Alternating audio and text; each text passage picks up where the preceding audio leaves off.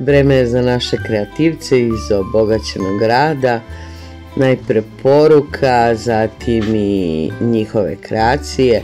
Fais tout avec ton cœur et si les gens ne comprennent pas ce que tu fais, alors le message n'est pas pour eux.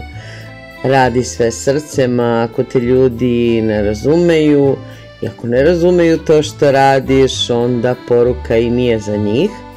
A sada sledi umetnički, digitalni, kreativni video naše Jelene koja je 5. razred.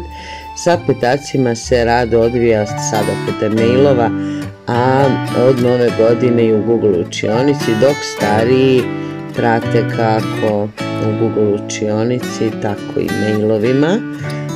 Za razliku od naših malih mališana, 3. i 4. razred koji imaju kompletan rad uživo i neposredno. Dakle, ovo je jedan primjer takozvane hibridne nastave koja je itekako moguća.